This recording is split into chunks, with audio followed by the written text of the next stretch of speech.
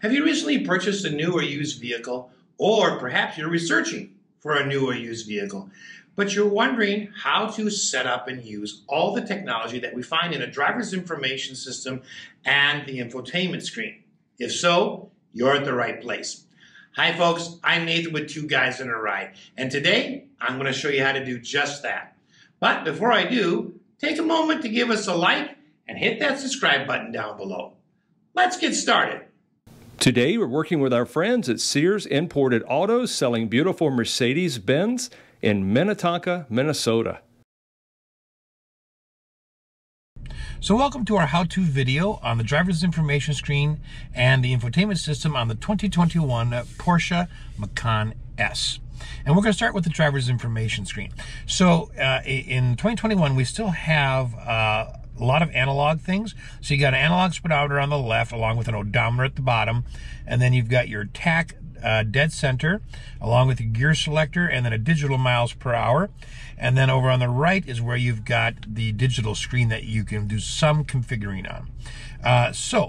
On the steering wheel itself, to control the driver's information screen, you're going to use the back button here and you're going to use this rotary button here.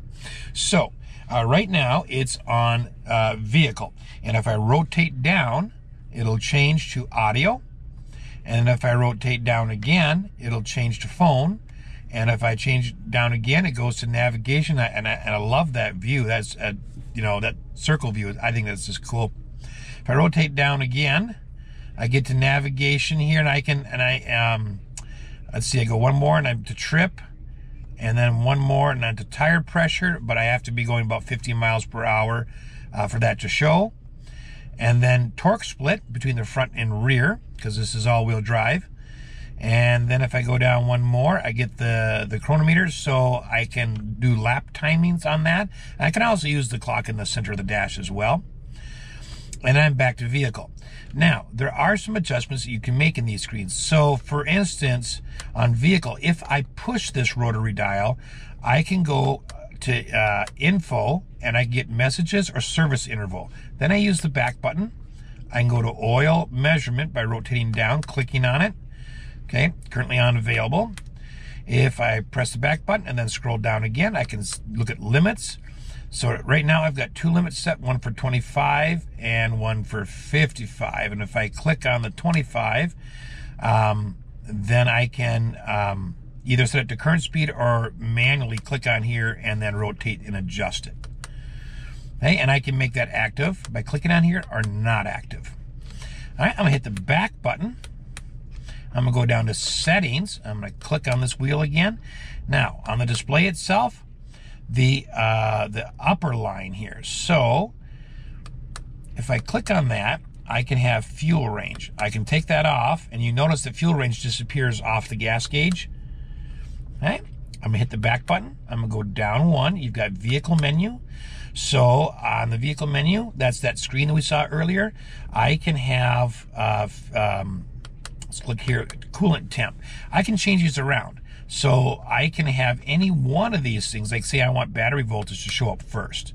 Okay, then I hit the back button and I go to the next gauge, oil temp, and I'm gonna say I wanna do, let's say boost pressure. Click it, hit the back button, go down to here to oil pressure. I'll leave that one. And then number 4, I want to display, I want phone info. Okay, right there. Or maybe, better yet, let's do station and track. Hit the back button again. Okay, if I hit the back button again, there we go. Now that's what I just set. So now I've got all the things I just set in the vehicle menu. Okay, so I'm gonna click on here again. I'm gonna go back down to settings where I was, and I'm gonna go to display.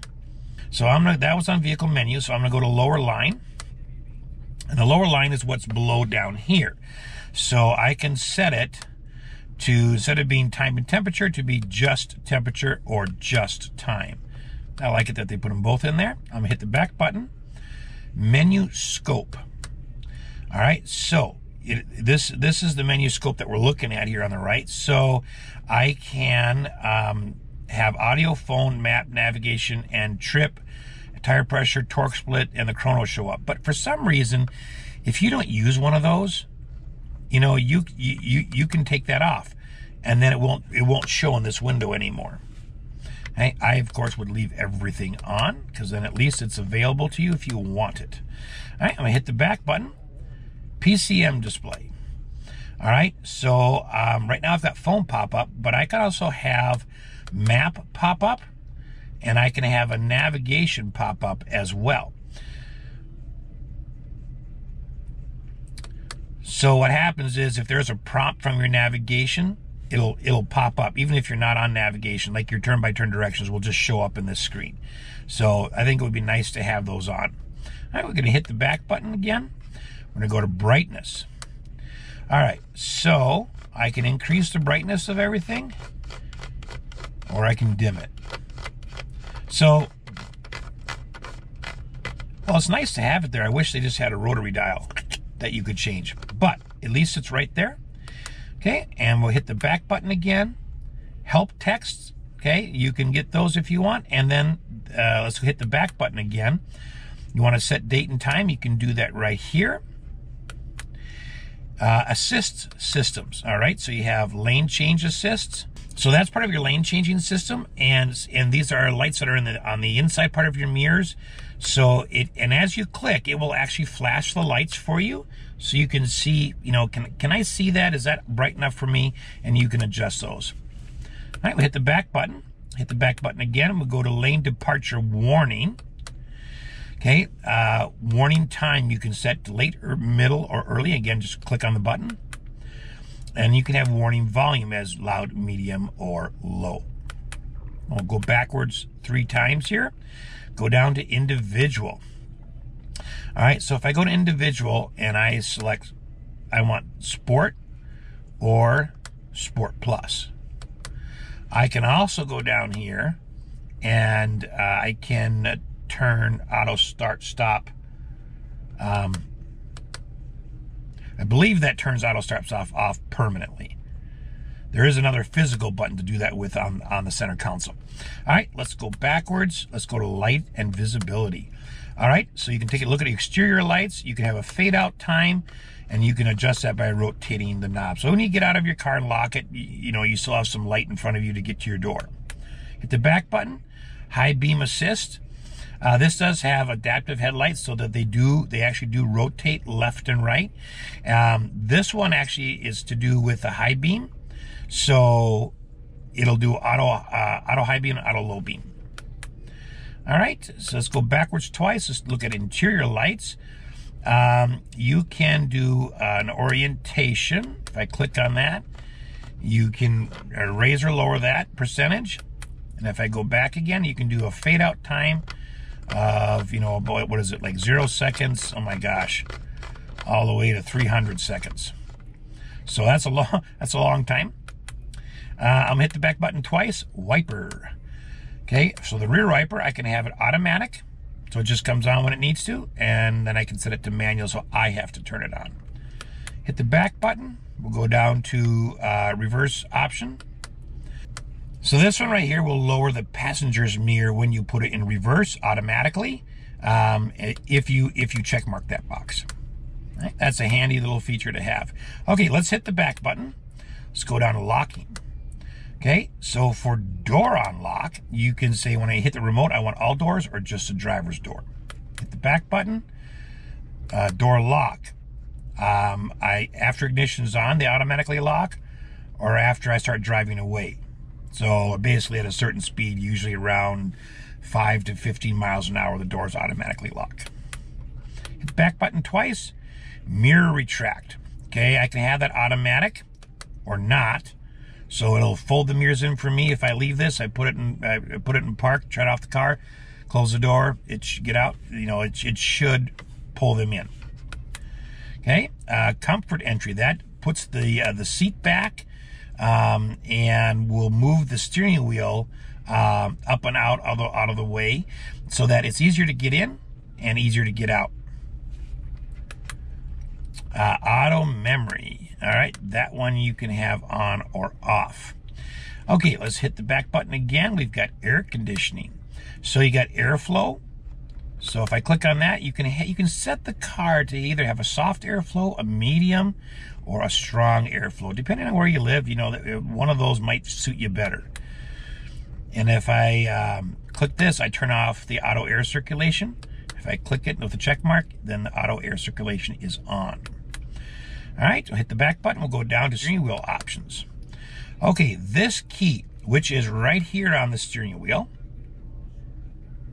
it's a multifunction button. So if I hit this, I can give it a PCM function, a cluster function, or a vehicle function. So let's take a look at what those are. So a PCM function would be something to do with the infotainment system. So changing sources, repeat instructions like navigation, change stations or track, like go down a track or go up a track. I'm going to go backwards, a cluster function. If I click on this one here, I can start or stop the chrono watch.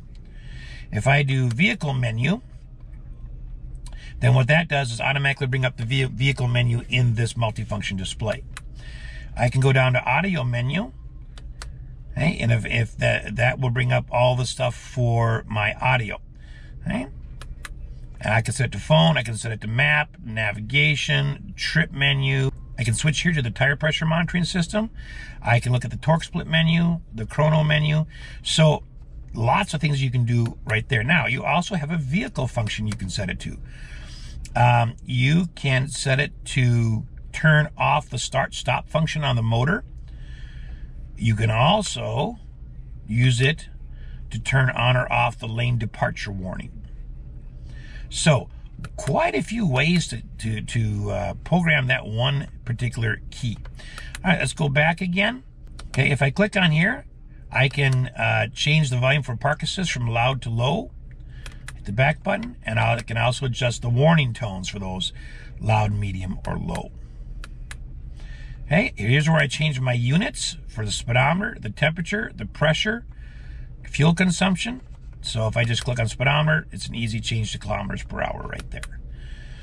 Okay, I'm gonna go back again. You can change the language here. And then if you have the CarConnect app, that will show up there. I don't have that, so that would be available if you had that app and you were hooked to the car. And then that's your reset button to factory resets in case you mess everything up. All right, we'll go back here. We're gonna go back one more, and there it is. That is everything in the digital screen here. I think my favorite here is this navigation view. I think I just like the round circles, just different from everything else. So now we're going to take a moment and we are going to go over to the infotainment screen. So the infotainment screen itself is an 11.4-inch screen, and it has a 665-watt sound system and 12 speakers, including a subwoofer. So very nice sound. It's a Bose sound system, and it does sound really, really good. It just does have a 4G LTE Wi-Fi hotspot, does have wireless Apple CarPlay, does not have Android Auto. It has Bluetooth, it has Sirius XM, it has HD radio, and AM and FM radio as well. So the way the screen is set up here right now, let me go back to home. You have shortcuts that stay right here, and then you have a split screen. And Porsche really divides this up. You can get like 1, 2, 3, 4, 5, 6. You can get like 12 of these smaller screens in here if you want. I'll show you how to do that in a little bit. Okay, on the top here, you've got you got your outside temperature. You do have a menu button up here I'll get to in a minute. And then you have your internet connectivity, LTE hotspot, that kind of stuff. Shows you if your phone's connected, that kind of information. Some of the screens that you click on will become large screen, like the navigation. If I click on that, it becomes large. Ones that you don't need to be large, like it just is just showing date and time, that won't get large. Treble bass adjustment, that doesn't get large. Apple CarPlay will, if I was connected. And of course, the media one will. All right, so you've got a navigation shortcut, media, phone, car, apps, sounds, devices, and then set. What you'll find out is as soon as you click on any one of these, you get another menu that shows up right next to it. So for navigation, you get map, destination, and favorites. For media, you get just the play screen, your favorites, the list of stations, or you can physically tune. All of these buttons down here are redundant buttons from what are in the screen, but they are physical in case you like to use those. On phone, you're going to see keypad, favorites, calls, contacts, and messages. My phone isn't connected currently, but that's what you would see. And then on car, you have control features like locking, light and visibility, and climate and heating. You've got trip information here. And then you've got the chrono clock. All right, so if I go here to control, you've got some extra options down here, and we'll get into those a little bit. You got park assist right here. But if I go to trip, I get a little button that shows up here, and if I click on this, I can change it to personal trip, trip sense, total trip, or trip to destination. Okay, I click on that and it goes away. If I click on this, I can say display trip page, reset data, trip data, or customize trip. Okay, so, and if I go to chrono, and I go to sport chrono, I can say it's recording or on evaluation.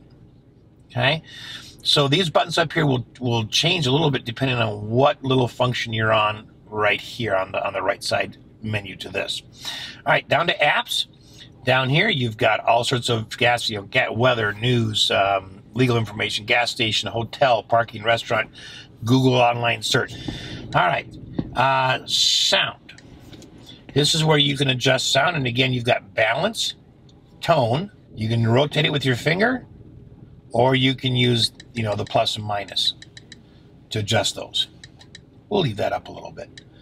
You can take a look at the Bose system. This has got a lot of special technical things built into it, so you can turn on or off those features. So on volume here, you can set the volume to your navigation announcements, the messages for incoming text, mute navigation during a call, and then touch tone settings. So every time you touch the screen, it clicks, and you can turn off that click by unchecking that box. When your phone's hooked up, you can set up Bluetooth audio, and you can set microphone sensitivity. All right, devices. All right, so you can look at the devices that are in the car system.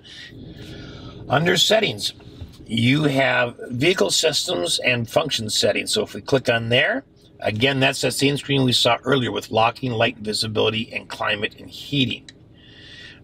We got displays. Okay, so we can change the display brightness. We can switch off the screen. We can activate proximity sensors, and then we have a touch tone setting. Again, when you're touching the screen and you get like a confirmation sound. Hit the back button here. All right, then we got general system settings. So you got voice control, language, software update, factory settings, date and time if you want to set it there. I showed you another way to do that in the driver's information screen. Porsche Connect services. Now, if you do that, that will have something to do with the apps that show up here. Eventually, after your subscription ends, some of these will at least fade out and not be usable. And that's on a subscription basis. And apparently, when you buy Porsche, you need to call them, set that up. Your dealership should help you do that. But you actually get a text from them to go in and put in a confirmation number to hook your car to your account to keep all those functioning. All right, back to settings here. Here's where you can configure navigation. So map settings, zoom, announcement volume, notices, smart routes, sort my destinations, chronological order. So kind of like a one-time deal. You go and set this up and then you leave it. Hit this back arrow here. Tuner, playback media and management settings here. So you can look at tuner settings, and then you can add some things like you want additional online data like artist and title of the thing and maybe album art. You can check that. HD radio content if available. Okay, quite a few things here. Let's go back here. Sirius XM settings, same thing. You're going to get a bunch of different options for just Sirius XM. So it takes a little bit to read through those, but that is where they are. And you can go and read those if you want to figure out exactly what they do. you do have an owner's manual under here, which is really neat. We've seen this quite a bit on newer infotainment systems. So I can you know, just go in here and I can type in, say, the letter A, and then adaptive cruise. What? There we go. Then adaptive cruise shows up, and everything with the A is right here. So if I click on adaptive cruise control, okay, then I can read about it. But if I keep scrolling, it's going to give me a picture, show me where the sensor is for that. And then it's going to show me on here how I turn it on and how I set it. Okay, it shows me what it looks like on the digital multi-information display. Then they actually give you a little video. All right, so you know we find this on newer infotainment systems that the driver's manuals are digital, and they're very, very nice. But as you can see, I had to scroll through a lot of information, so it might be easier just to watch our video. Just saying. All right, so we're going to go back here. You got phone and message settings here after tuner. You can set the sport chrono.